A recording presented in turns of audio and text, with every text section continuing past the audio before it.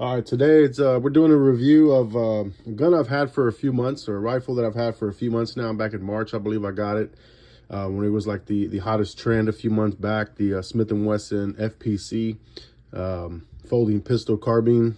Right, it was the big thing. Everybody was saying, oh, it's a new folding one. It's competing with the Kel-Tec, with the Sub 2000. Let me tell you right now, right off the bat, these two are not on the same level.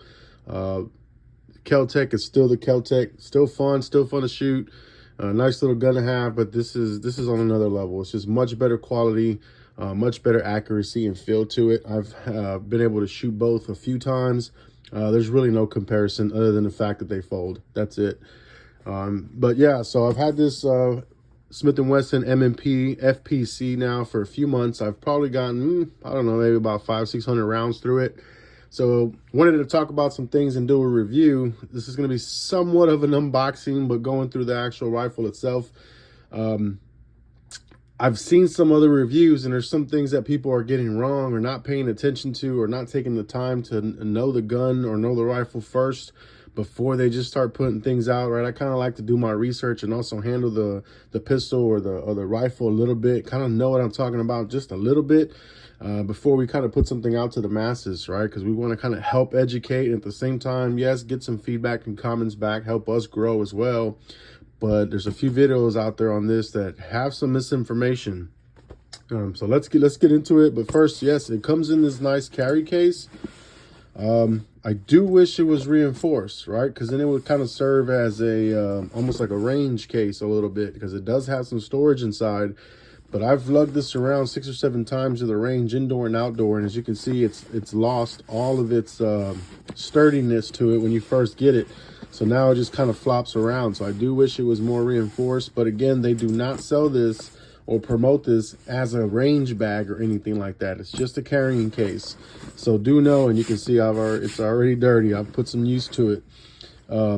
So do know that this does lose that sturdiness it comes with almost right away after a few times to the range or just traveling with it in general. As you can see, I can easily squeeze this now, so it's very lumpy or frumpy. I don't even know the word, but you see it's just not sturdy anymore. So I would not look at the carrying case as a plus, as being like, oh, I get a free range bag. No, it's not the case. It is nice and thick material. It's not going to tear easy. I've had this outdoors at the property, gone through some cactus a little bit here and there. It does have these nice handles that are reinforced where you would normally carry it at. So that does make it easy. I do wish it had a side handle. I kind of generally don't like to carry it long ways, but it does have these handles for you. I do wish it had a carrying on the side just to make it a little easier. But let's get into the actual FPC. And like I said, I've had it for a few months, so I've already made some additions to it, as you guys can already tell right away. So I did kind of put some of the stuff back that came with it. And this is what I mentioned. Let me slide this down a little bit. It does have some nice storage in here, so it does serve almost like a range bag. My iPro, if you have full-size iPro, or excuse me, AirPro, didn't really fit in here, so I carried another small pouch within this one to kind of help almost work like a range bag. So I do wish it had one deeper pocket, but again, it's not built for that. It's just a carrying case for the FPC itself. So when you first purchase it, this is what you're going to get. It's got the 2 Velcro straps to hold the rifle in place. But as you can kind of see, as I was mentioning, it does kind of flop around. It does stay in place, but it doesn't help kind of keep it sturdy. It lost its shape almost, I want to say within the first 3 trips to the range, just carrying it around. But originally, let's talk about what does come with it originally before we get into some of the additions. It does have the thread protector on the barrel. But as you can see, I've already added a muzzle brake to it. So it does come with the thread protector for you guys. It is a threaded barrel. So that is nice and handy that you can add some sort of muzzle brake or flash hider if you wanted to. It also comes with, I've seen a lot of videos and people do unboxing or reveals and say, oh, look, we got a sling. This is not a sling. This attaches to the bag. So that way it becomes a shoulder strap. So yes, essentially you could carry it sideways, like I wish it came with a handle. This one just, it kind of serves as a sling for the bag, not a sling for the freaking firearm. I've already seen 2 or 3 videos, and they're like, oh, that must be a sling. I don't really like shooting with slings, blah, blah, blah. This will clip on here. And then, so some of you guys are saying, well, there's your sideways carry. Yes and no. You can carry it sideways. But as you can see, one's in the middle, one's up top. I'm a little OCD. I don't like that it's a little off balance. It's not centered correctly, so it is going to sag on one side more than the other. But it is a shoulder strap for the bag. If you don't want to carry it kind of lopsided one side or the other, you can take it off, and then you can just connect both of them on this side. And it's just kind of really thin plastic. It's not super sturdy, which is another reason why I don't use it.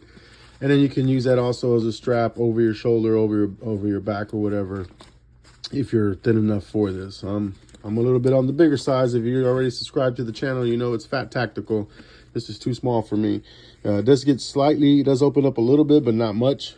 But again, it's just a carrying case. It's not really meant to be, you know, extremely functional. It's just free, comes with it as part of the gun, right? Or the rifle. But that's what that is. It is not a sling for the rifle itself, despite what some of these other channels are saying. That's not what that is. So let's get that out the way. The other cool thing, a lot of new guns are now coming with, especially Smith & Wesson and SIG, they come with interchangeable back straps. So you actually, the one on the firearm itself for the rifle, and you get 3 others. So I do like that because not everybody has the same hand size, right?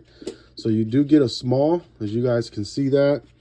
You get a medium, you get a large, and the one that is on, and let's just go ahead and get this out of here. The one that is on here now is a medium large, so I don't have the biggest one on here. So as you can see, it folds. It is nice and compact. So a lot of people say this really nice firearm, nice rifle, nice truck gun, because it does fold, so that carryability or that portability, however you want to, you know, whichever one you want to say it, it is there, right? It's fully functional, fully foldable. And for anybody that's wondering, let's go ahead and get some measurements, because I know when I first received it or was interested in purchasing it, I really wanted to get some measurements. So I have the muzzle brake on there. So actually our thread is going to end somewhere around here. So it's about 16.5 inches long folded. With the muzzle brake, it's about 18, slightly over 18 inches. If you want to talk about height, and let's go ahead and get these back straps out the way. Well, before we, you know, there are nice back straps before we just throw them out of the way. They do have good texturing. It is nice and rough. So you do get a good grip on there. And of course, this is the small again. Here's the medium. So it does get a little meatier, a little thicker. You'll be able to kind of tell that palm swell back here with the back of your hand. It does kind of start to come out a little bit more of a beaver tail on the large. And you see what I mean? Let's look at a drastic change between the small and the large. And you see that palm swell is just a little bit bigger. All right, so you can really get in there if you have large hands like I do. It's a nice fit versus the small. My hand just kind of swallows that little thing right there. It's just not good for me. So I do have the medium large right now. I may switch back to the large instead of the medium large. But in case you want to swap those out, you can. There's 4 of them, so that's nice, right? Sometimes those back straps are aftermarket parts, and you got to spend $20, $30 on just those alone. So you get 4 of those. All right. So now we got those out of the way. Let's go ahead and get that other measurement real quick before we get into the full-blown rifle and everything that it has. So folded in half, the width.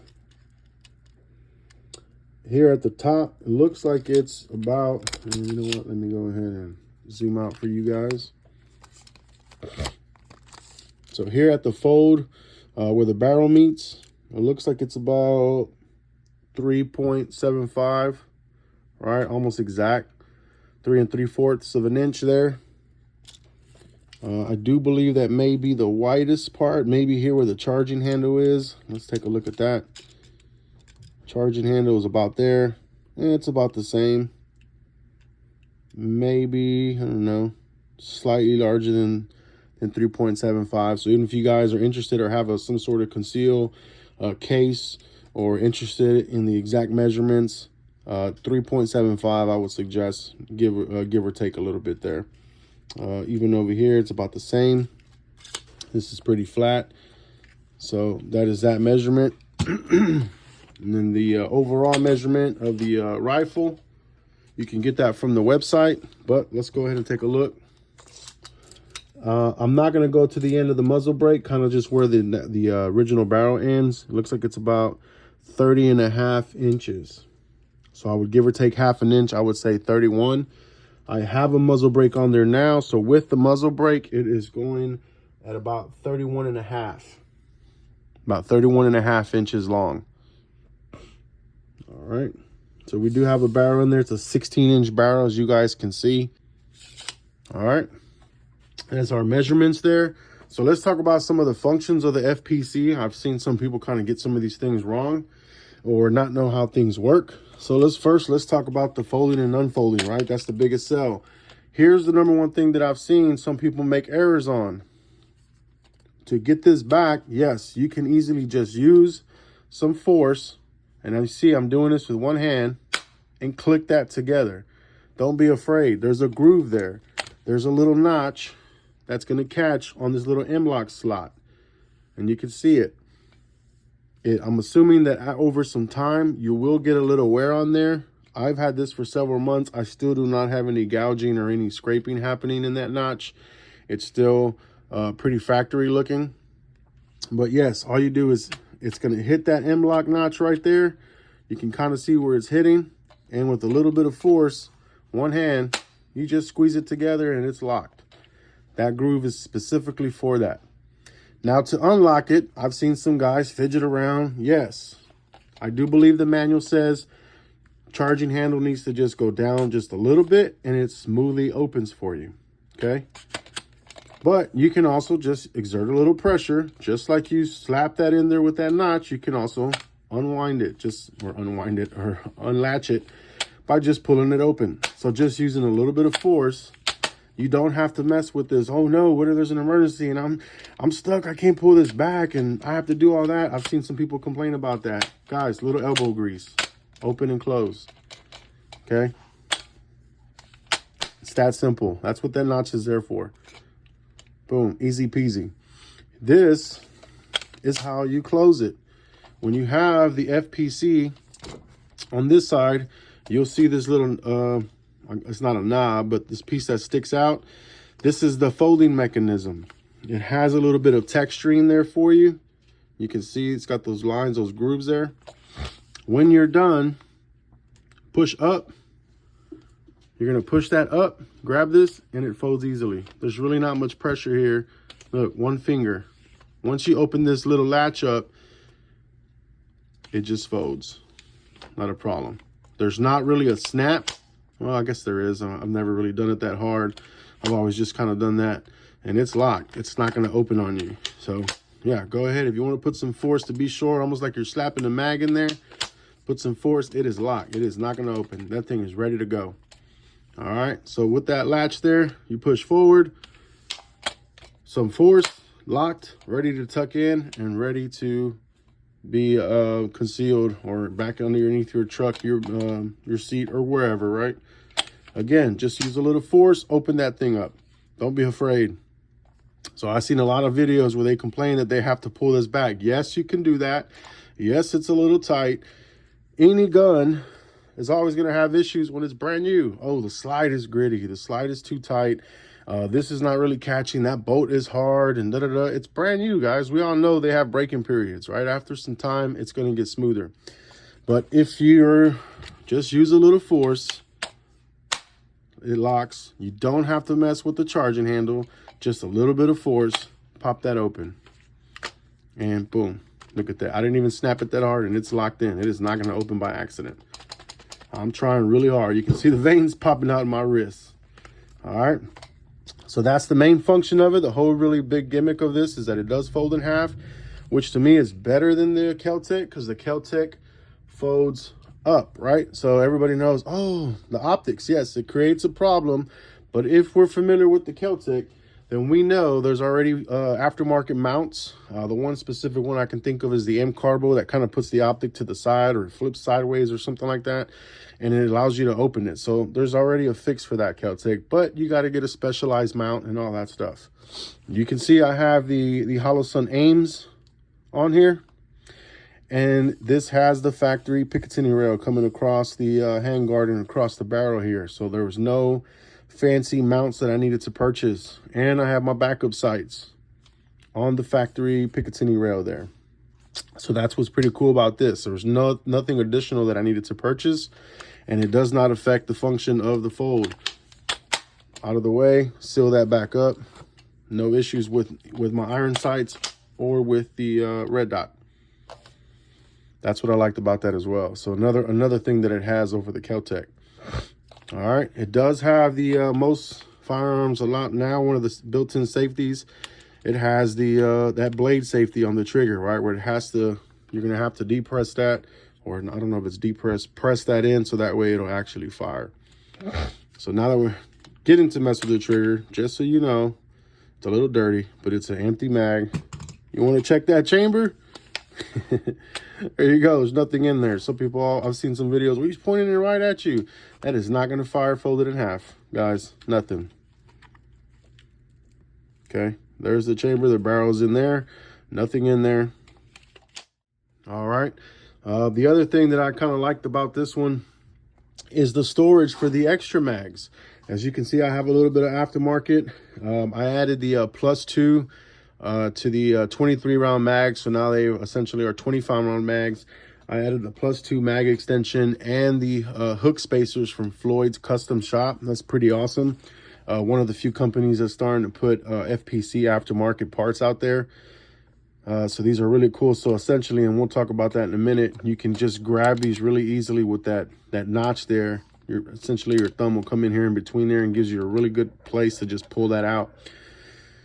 All right, so talking about the mags now, this storage, I've seen some reviews where some people are like, I don't know what to do here. I don't know. I don't get it.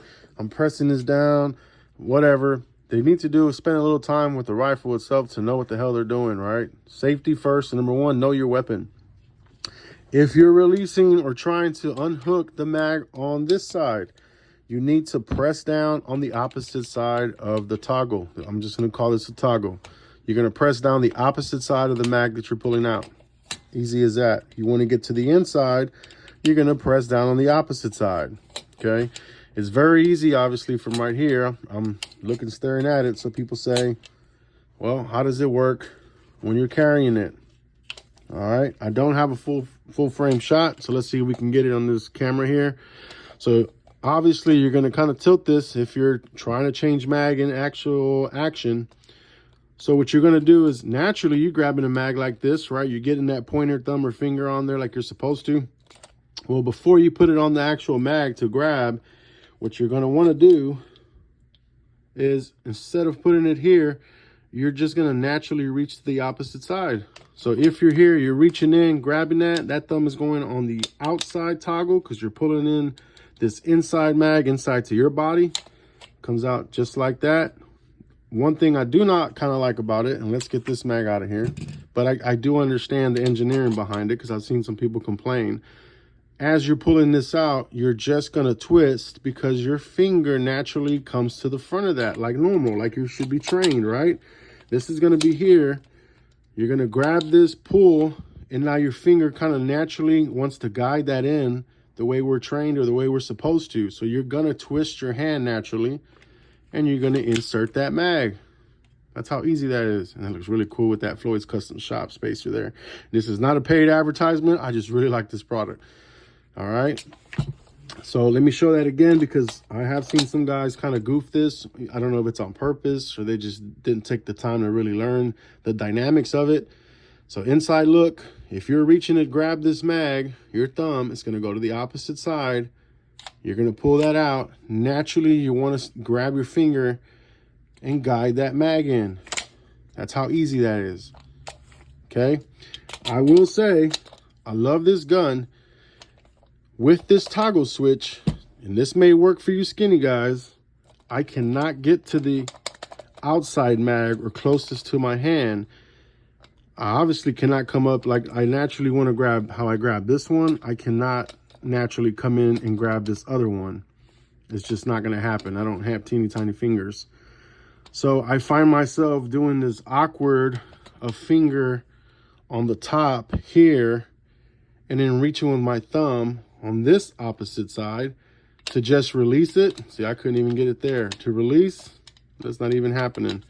That's why I say I do hate this second mag. I can't even get that. See that? If somebody knows the dynamic of that one on trying to do a quick mag change, let me know.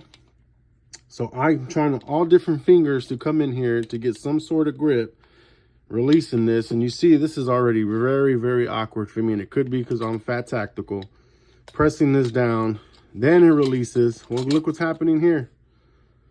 So any of you bigger guys, fat tactical like me, this is not going to work. You almost have to get off your grip, release it, and come grab it with the offhand and do this switch here with this finger, which I don't like that. I don't like getting my hand off at least that grip. I understand a lot of even pistols, you kind of have to get off base or off that handle or off target or twitch your gun to get a mag or to release the mag, which we'll talk about that next. The other way that this works is you will have to flip this around and do it this way. But that's already awkward. Then you see I have to kind of dip the gun up just to pull this out and then twist. So this one I have not figured out yet. That mag outside closest to my hand, and you see I'm struggling, closest to my arm is the hardest one for me to get. This one, easy peasy. All right, but I'm not buying this rifle because it carries 2 mags. I sometimes don't even carry it. It's just a cool feature. But now saying that, Floyd's Custom Shop, you say, well, if you have to do this toggle, I didn't see you use these hooks. Floyd's Custom Shop is working on a tension release toggle where you're not going to have to mess with this. It's just these mags are going to be held on by tension. So then maybe that'll solve some of the issues or the problems. So that way, all you're going to have to do is just grab the mag like naturally and just pull it out and put it in, and it locks back in.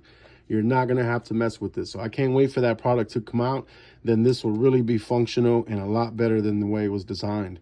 If Smith & Wesson wants to put out a video to see how easily these were able to come out, at least the second one, I'll be gladly to watch it and take notes.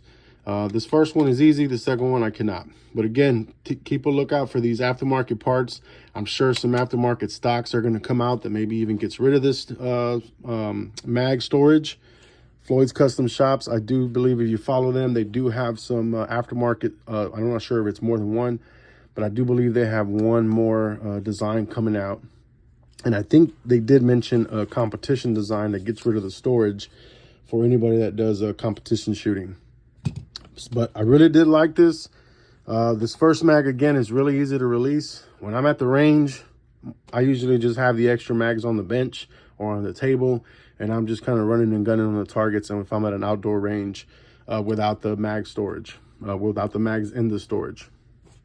All right, so talking about that, the mag release, it took me I won't say a long time.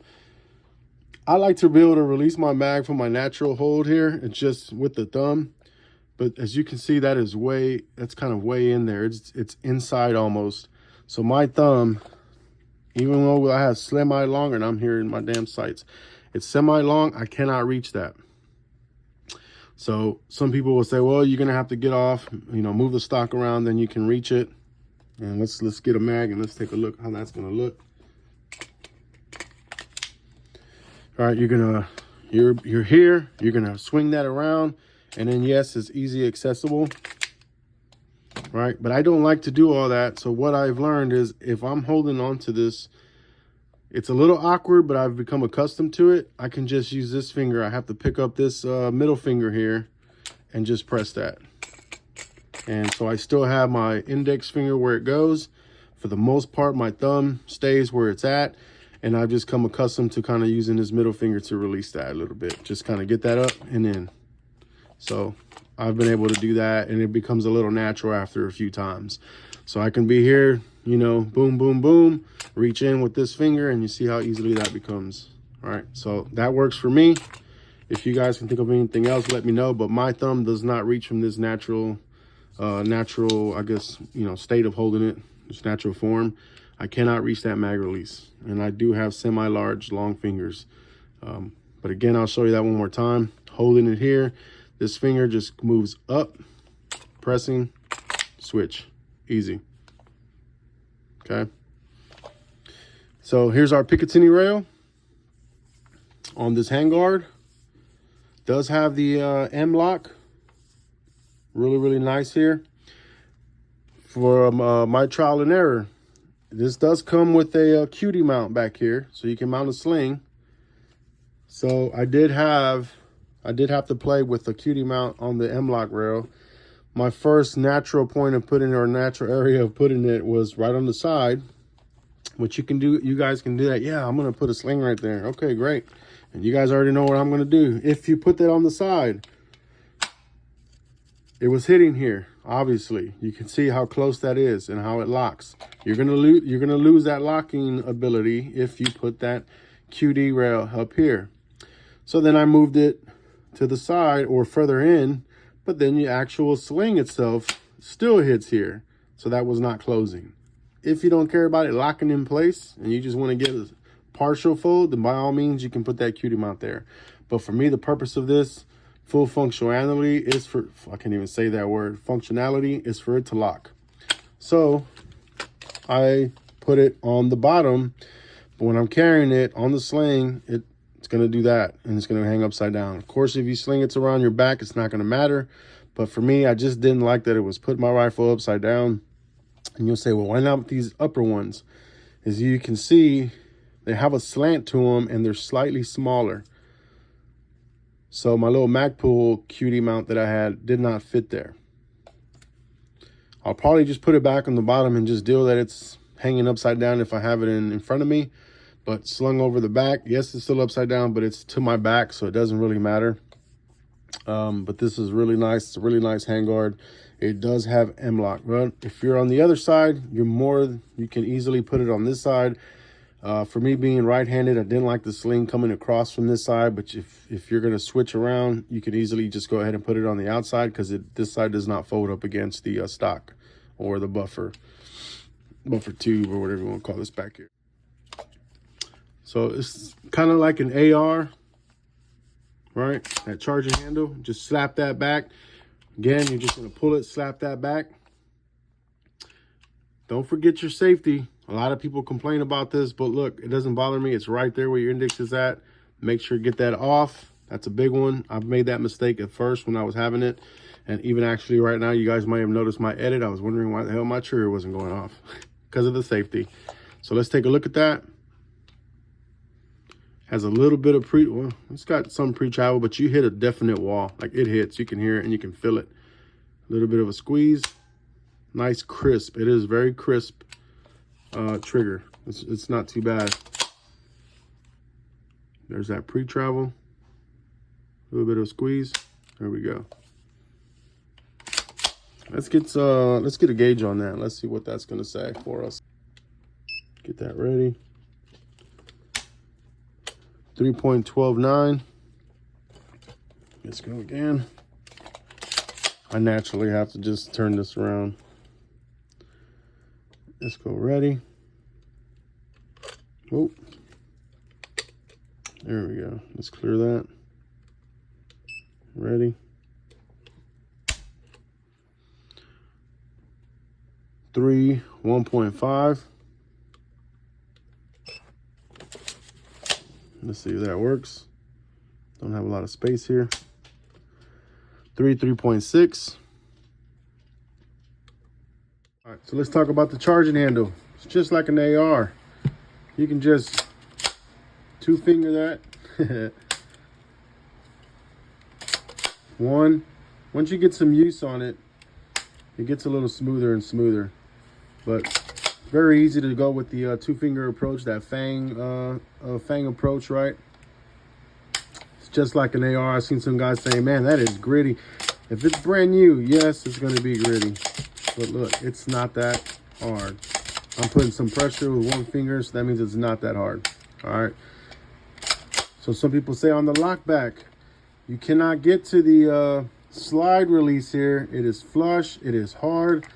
When that is locked back, all you need to do is, just like an AR, you can grab this charging handle, pull it back a little further, and it'll release for you. You don't need to use that slide release. You don't have to. You can just go ahead and use the charging handle itself. If it locks back on you, you got an empty mag and you're going to slap one in there. I've seen so many people say, oh my God, I can't get this. Yeah, you're not going to be able to get that. I've been able to get it maybe once or twice. So all I've learned to do now is just come back on that charging handle, pull it back a little, and it'll release and re-engage for you. So just go with the charging handle for that. Nice crisp trigger again. So that is the charging handle. I'm pretty sure there's going to be some aftermarket stuff coming out pretty soon. But again, not that hard to use. I would just avoid trying to use this slide release. It is extremely flush and it is hard to get your finger in there. If you try to come from this side, same thing. I've seen some people say almost caught their fingers. Don't use it. If this is caught open, come back and then just pull it back further. Get that sucker to engage again. That's all you need to do. Just use the charging handle for that. Do not use these slide releases. All right, so we looked at the trigger pull. We looked at some of the readings. We looked at our rail. We looked at the mag functions of storage, the ergonomics of it, how to release those. Let's just talk about time that I've been spent with it the last few months shooting. Very obviously, it's a 9mm rifle, right? Long barrel for a 9mm. My dogs are going crazy. Very, very soft recoil. Really soft to shoot. I felt like I was shooting a toy. It's very fun. It's extremely accurate. If you're using an optic, if you have it zeroed in properly, even with the irons, it's a very accurate rifle. Really fun to shoot. I would give it 2 thumbs up, 2 fat tactical thumbs up. Hopefully I have some old footage that I'll show you guys some of the, not necessarily the drills, but you'll see how accurate it is if it's zeroed in correctly. But a really nice 9mm rifle. The fact that it folds just adds to it. You can tuck it away underneath a seat, you know, somewhere in a more concealed area. It's really nice. I may end up carrying this in my vehicle the more I get comfortable with it. But it is really nice to shoot. Smith & Wesson M&P FPC. I like it. I approve of it. Great rifle. So that's pretty much everything I have for the Smith & Wesson M&P FPC. If you guys like it, any comments or questions, send me some feedback. Give me a like, a thumbs up. Subscribe to the channel if it was informative. Appreciate you guys.